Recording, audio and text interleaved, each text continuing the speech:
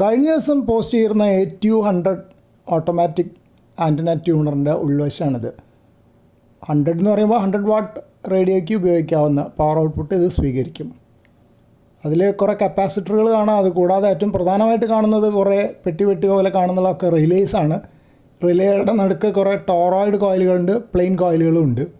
പിന്നെ കുറച്ച് കപ്പാസിറ്ററുകൾ, വയറുകളൊക്കെ കാണുന്നുണ്ട്. ആ കാണുന്ന റെക്റ്റാങ്കുലർ ഷേപ്പിലുള്ള സാധനം ഒരുപാട് ലെഗ്സ് ഉള്ളതാണ്. പിന്നെയുള്ളതാണ് ഇതിൻ്റെ മൈക്രോ കൺട്രോളർ.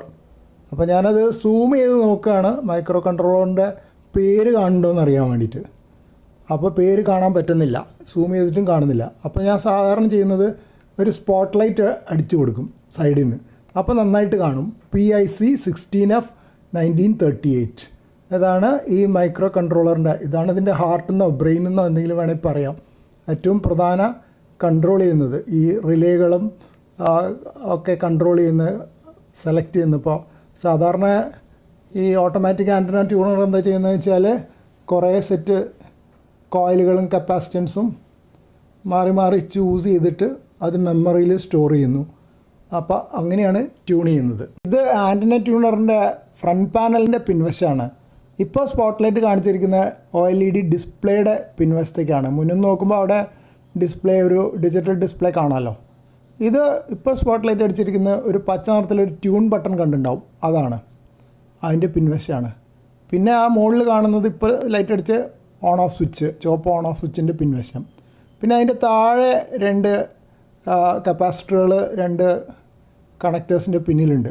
അത് ബൈപ്പാസ് സ്വിച്ച് ഉണ്ടായിരുന്നല്ലോ, ആ സ്വിച്ചും പിന്നെ ഓട്ടോ എന്ന് പറഞ്ഞൊരു 2 പുഷ് ബട്ടൺസ് ഉണ്ടായിരുന്നു.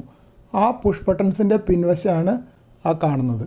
ഇതൊക്കെയാണ് ഫ്രണ്ട് പാനലിൻ്റെ പിന്നിന്നുള്ള വ്യൂവിൽ കാണുന്ന കോമ്പണൻസ്.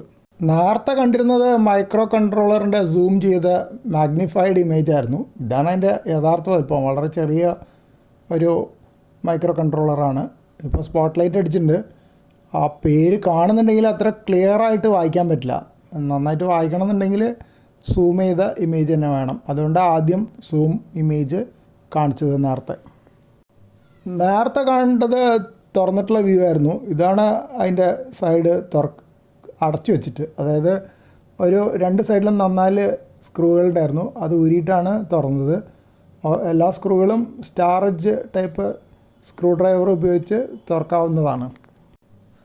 അപ്പോൾ ഞാൻ സ്ക്രൂകളൊക്കെ ഇട്ടിട്ട് ഒരു പകുതി മുറുക്കി വെച്ചിരിക്കുകയാണ്. അത് ശരിക്കും കറക്റ്റായിട്ടാണ് പോകണതെന്ന് ഉറപ്പിക്കാൻ വേണ്ടിയിട്ട്.